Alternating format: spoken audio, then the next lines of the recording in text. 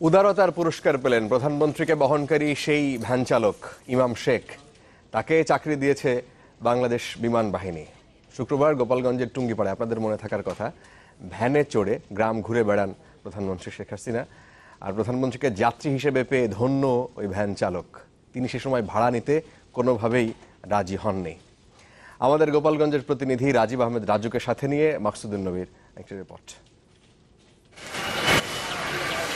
কেউ রাজা, কেউ প্রজা, কেউ যাত্রী, কেউ বা চালক। মানুষে মানুষে এই ভিন্ন জীবনধারাই টিকিয়ে রাখে সমাজের বৈচিত্র্যময় রূপ। তাই একজন ভ্যান চালকের জীবন কখনো আলাদিনের চেরাগের স্বপ্ন বনে না, বরং 10-20 টাকায় যাত্রী বহনের মাঝেই খুঁজে নেয় জীবনের নিত্য ভালো মন্দ। কিন্তু তারপরেও তো কখনো কখনো জীবনটা ধরা দেয় স্বপ্নের মতো করে। তেমনই অবিশ্বাস্য এক ভালো লাগায় ভাসছে টুঙ্গিপাড়ার ভ্যান চালক ইমাম শেখ। জন্মভূমি গোপালগঞ্জে দুদিনের সফরে গিয়ে শুক্রবার ভ্যানে চড়ে গ্রাম ঘুরে বেড়ান প্রধানমন্ত্রী শেখ হাসিনা।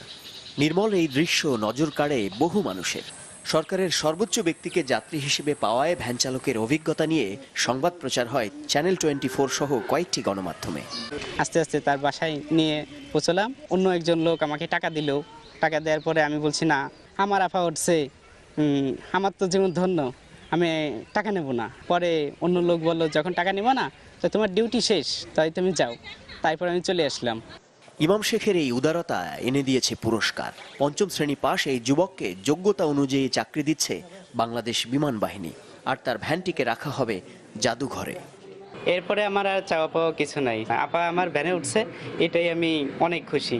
গত রাত্রে, অনেক রাত্রে আমার কাছে একটা টেলিফোন আসছে যে ছেলেটাকে আর ছেলেটার ব্যবহারে আমরা অত্যন্ত খুশি, এবং বিমানের পক্ষ থেকে তার যে জায়গায় চাকরি সামঞ্জস্য হইতে পারে ওনারা আলাপ সালাপ করে একটা চাকরি দিবে। এরই মধ্যে ইমাম শেখকে নেওয়া হয় যশোরের বীরশ্রেষ্ঠ মতিউর রহমান বিমান ঘাঁটিতে। স্বপ্নের মতো পাওয়া চাকরিটাতে ভর দিয়ে ভালো থাকুক ইমাম শেখের অসুস্থ বাবা আর 5 ভাই বোনের সংসার। মাকসুদুন নবী, চ্যানেল 24। ভ্যান চালক ইমাম শেখ প্রতিদিন তার ভ্যানে চড়েন নানা শ্রেণী পেশার মানুষ। কিন্তু সেই ভ্যানের যাত্রী যখন খোদ প্রধানমন্ত্রী, সেই অনুভূতিটা কেমন? গতকাল গোপালগঞ্জের মেঠো পথে প্রধানমন্ত্রী শেখ হাসিনাকে বহন করে এখন এলাকার আলোচিত চরিত্র ইমাম শেখ। এক অবিশ্বাস্য অভিজ্ঞতায় খুশির সীমা নেই তার। রাজীব আহমেদ রাজুকে সাথে নিয়ে মাকসুদুন নবীর রিপোর্ট।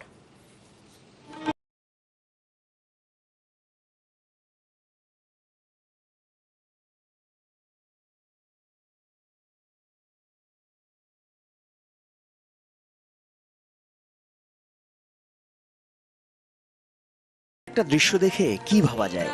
ভাবনায় যাই আসুক, ছবিটা নির্মল।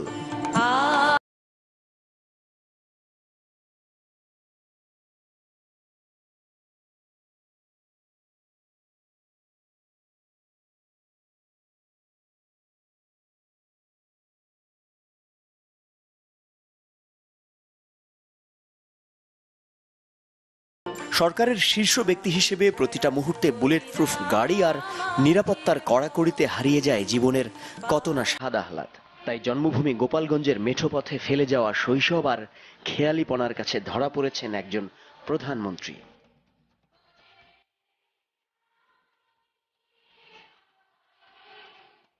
ভ্যানে চড়ে গ্রাম বেড়ানোতে শেখ হাসিনার অনুভূতিটা যতই ব্যতিক্রম হোক, প্রধানমন্ত্রীকে যাত্রী হিসেবে পাওয়ার অবিশ্বাস্য অভিজ্ঞতাটা ভ্যান চালকেরই। বলতেছে, তুমি ভ্যান চালাও? পরে আমি বলছি, জি আমি ভ্যান চালাই আপা। পরে বললো যে, তোমার সব ভ্যান ইঞ্জিল হয়ে গেছে? পরে আমি বললাম, জি আপা সব ভ্যান ইঞ্জিল হয়ে গেছে। এখন বলতেছে যে, হয়তো তুমি আমার বিদ্যুৎ নষ্ট করতেছো। হ্যাঁ, তারপরে আমি হাসে দিলাম, সেও হাসে দিল। এখন হাসে দিয়ে পরে বললো যে, তাই তো তুমি যাও, সামনে যাও, চলো। তারপরে আমি সামনে আস্তে আস্তে ঘুরলাম। টুঙ্গিপাড়া উপজেলার পাটগাতি সদরপাড়া গ্রামে এখন সবার মধ্যমণি ইমাম শেখ। সবার আগ্রহ ভ্যান যাত্রী প্রধানমন্ত্রী কত ভাড়া দিলেন। আস্তে আস্তে তার বাসায় নিয়ে পৌঁছলাম। অন্য একজন লোক আমাকে টাকা দিল। টাকা দেওয়ার পরে আমি বলছি, না, আমার আফা উঠছে, আমার তো জীবন ধন্য, আমি টাকা নেব না। পরে অন্য লোক বললো যখন টাকা নেব না তো তোমার ডিউটি শেষ, তাই তুমি যাও। তারপর আমি চলে আসলাম। অমন আপ্লুত মুহূর্তে তখন কত কিছুই না মাথায় এসেছিল একজন অতি সাধারণ ভ্যান চালকের, কিন্তু সংকোচে মনের কথাটা আর বলা হয়নি। আমি বলবো যে আপা আমি খুব অসহায়, কিন্তু আমি বলতে সুযোগ পাইনি। বলা হয়নি তাতে কি, বাংলাদেশের প্রধানমন্ত্রীকে যাত্রী হিসেবে পাওয়ার যে অসম্ভব ভালো লাগা তা ভরিয়ে রাখবে ইমাম শেখের আগামী দিনের সুখ স্মৃতির ঝুলি।